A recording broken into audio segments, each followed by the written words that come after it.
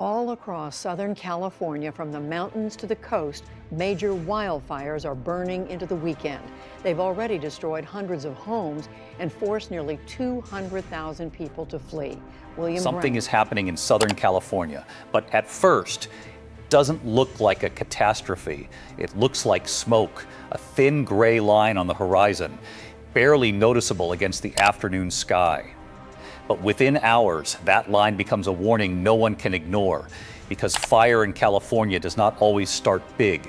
Sometimes starts quietly, and then it learns how to run.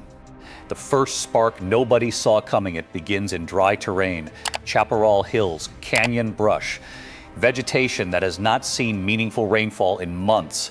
The conditions are already dangerous, hot temperatures, low humidity, dry fuel, and then it happens, a spark. The exact cause may vary in wildfire events. Electrical equipment, human activity, or natural ignition sources. But once ignition occurs, environment takes over, because fire does not spread randomly here. It spreads with fuel, and Southern California is full of it. The wind arrives, and everything changes. At first, the fire is manageable, ground fire, low intensity. Slow spread, fire crews begin containment response. Air support is prepared, but then meteorological conditions shift. Strong winds begin pushing through the region, up to 50 miles per hour in gusts. This is the turning point. Because wind does not just move fire, it feeds it, it bends it, it accelerates it, and most importantly, carries it. Burning embers begin to travel ahead of the main fire front, landing on dry brush, starting new ignition points. This is how fires stop being fires and start becoming systems. Springs fire. Rapid expansion begins within hours. Fire expands dramatically, hundreds of acres. Then thousands, 3,500 acres burn in a very short time frame, not because fire is unpredictable, but because conditions are aligned against suppression. Steep terrain slows ground crews. Wind limits aerial water drops, low humidity prevents cooling, and vegetation acts like fuel corridors. The fire is no longer moving in one direction. It is branching, metting, expanding. Like a living system, evacuations begin. Local authorities issue evacuation orders, at first for zones closest to the fire perimeter, then expanded outward, because wildfire behavior is not linear. It is dynamic. Roads become congested. Families leave quickly, some with minutes of preparation, others with only warnings on their phones. The psychological weight is immediate. You are not just leaving a place, you are leaving uncertainty behind it. Fire behavior intensifies. As winds increase, fire behavior becomes extreme. Flame lengths grow. Fire spreads uphill faster than expected. Canyon winds funnel heat and speed. Spot fires appear far ahead of the main front. This is one of the most dangerous wildfire behaviors. Spotting it means the fire is no longer following a perimeter. It is creating new ones. Ground crews face impossible conditions. Firefighters move in under extreme pressure. They build containment lines. They clear brush. They attempt controlled barriers.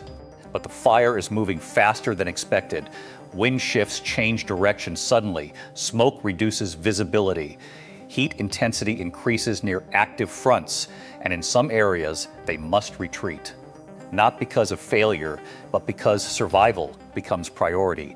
Air support joins. The battle helicopters and aircraft deploy water and retardant drops.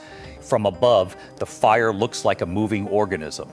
Irregular edges, expanding branches, bright cores of heat, but wind reduces precision. Drops are effective in pockets, cannot fully contain rapid spread because the fire is too widespread, too fast, too unpredictable. The science behind the spread wildfires in Southern California are driven by a combination of factors.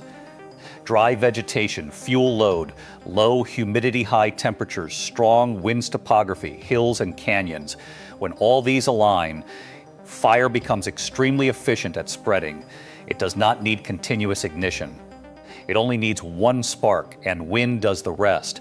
Why 3,500 acres in hours is so critical to understand scale. 3,100 acres is equivalent to thousands of football fields. Burning in a short time means rapid fire intensity, extreme fuel availability limited suppression, success high wind-driven spread rate. This is not slow wildfire behavior. This is explosive fire growth. Communities on edge nearby communities watch smoke columns rise. The sky darkens in affected areas. Ash begins to fall in surrounding zones. Air quality declines rapidly.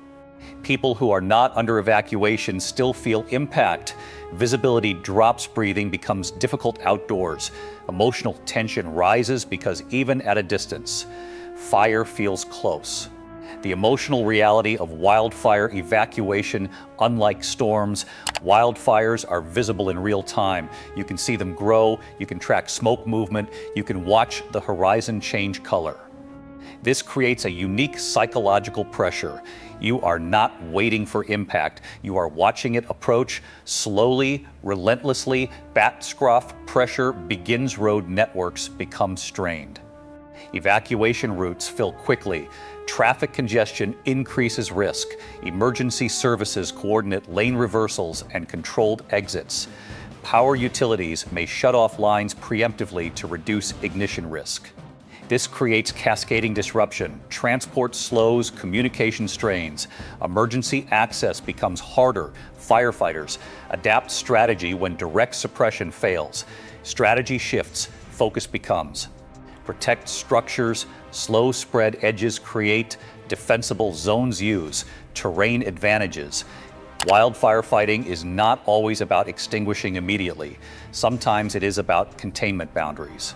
Holding lines long enough for conditions to change. Wind as the defining factor, the 50 mph wind gusts are not just a detail, they define the entire event because wind determines. Direction of spread speed of expansion spot fire creation, fire intensity levels without wind. This fire behaves differently with wind. Becomes unpredictable. Nightfall. Fire becomes more visible at night. Wildfire perception changes. Flames become brighter. Smoke glows orange. The contrast increases from a distance. It looks almost unreal, like a moving horizon of fire. But behind the visual intensity, crews continue working because fire does not sleep. Containment remains challenging even with active response. Containment remains low in early stages because wind continues, terrain is complex. Fuel remains, dry fire perimeter keeps expanding. Containment is not a single action. It is a continuous effort. Why Southern California is so vulnerable, this region is historically prone to wildfire because Mediterranean climate, dry summers, strong seasonal winds, Santa Ana type events, dense vegetation in wildland-urban interface zones, expanding human development near natural areas. This combination increases wildfire risk significantly. The broader lesson of the Springs Fire is not just about acres burned. It represents a pattern.